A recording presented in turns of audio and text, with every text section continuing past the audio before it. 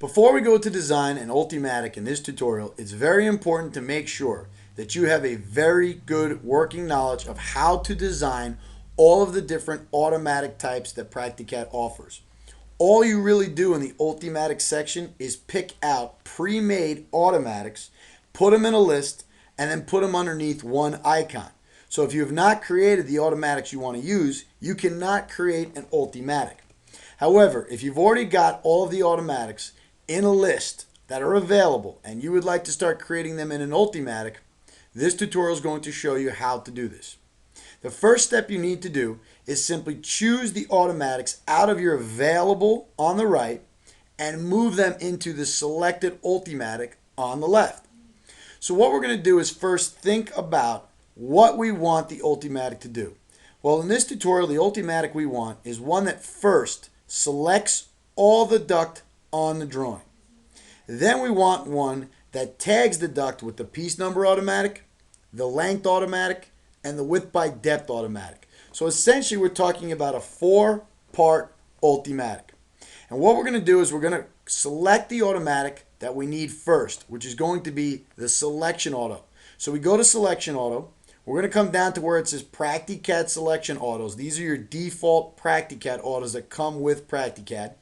We're going to open up that browser and we're going to find the one that says select all fittings. And what this automatic does is it selects all the fittings on the drawing. Now once you select an automatic, Practicat's going to show up with this green check that says append a new automatic.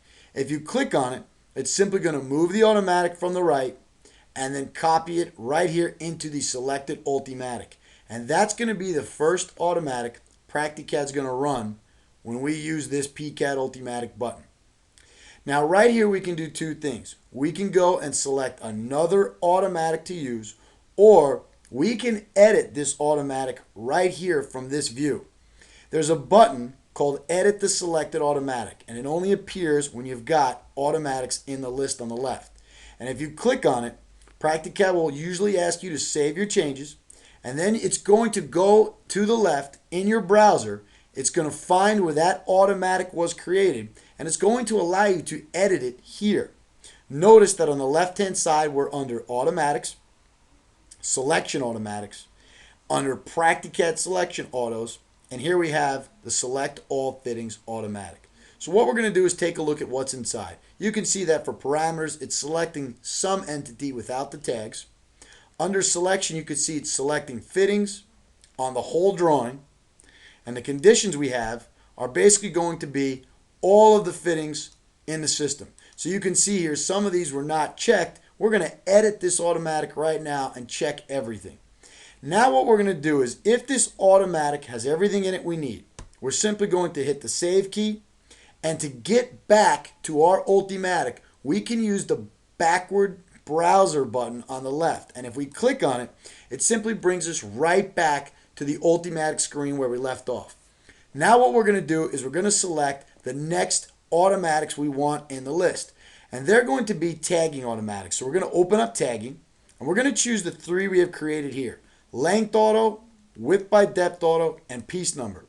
And Practicat will let us select as many as we want using the Control and Shift keys. For example, we're going to highlight piece number, then hold the Shift key down and click on Length Auto. All three are highlighted. Now what we're going to do is hit the green check. Now they've been added to the list. Now what we're going to do is point out that the order the Ultimatic is going to work. It's going to start from the first one on the top of the list and then work its way down the list. So when you go to run your PCAT Ultimatic button, it's first going to fire this automatic, second, third, fourth, and so on. So you can imagine that the order of the automatics is essential to making the Ultimatic work. You must have everything in the proper order. That's why it's very good to think ahead before you start adding all your automatics about what you want this button to do, how many tests you want to combine, and you have to think about the sequence of actions Practicat's going to go through. So looking into the automatics we have here, let's just look at one, inside Length Auto. We're going to click on Edit the Selected Automatic. We're going to save our changes. Practicad's going to automatically find that automatic in our browser on the left, and we're right here inside the window with the length auto. And you can see what it does is it works on fittings, current selection. And one thing we're going to point out, virtually all the automatics in the software work on current selection. The reason why is because if you've got 5 automatics that work off current selection, once something's selected, it stays selected. So we can then apply as many automatics to that selected entity as we want if the automatic was built with current selection. You'll notice if we scan over our browser, you can see the little dash CS next to virtually all of the automatics we've got in the default. And that's because that automatic's working off of current selection. And if you don't use current selection, for example, let's say your automatic in the list works with duck line forward. Well, once that automatic comes up in the Ultimatic, Practicad's going to ask you to select the duck line forward. It's going to stop the Ultimatic right there and ask for a command. And the goal of building an Ultimatic is that you have a one-touch click that fires off any number of automatics and never stops. So virtually all the automatics we build and use in Ultimatics usually work off the current selection set. This is the one that we use for virtually all default Practicad data. So looking forward, we can see that we're going to be highlighting fittings in the current selection, and then we've got conditions, placement parameters, and the tag we're going to use. All of the tagging automatic parameters.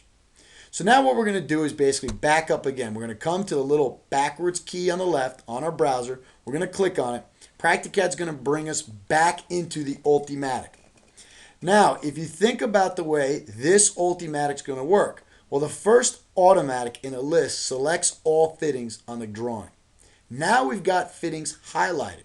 They're currently selected. Well, all 3 of these autos work off current selection. So once something is selected, which will be fittings in this case, Practicad's going to fire all 3 of these off. And it's going to fill up the tags on the selected duct. And it's going to do it without asking us for any other commands.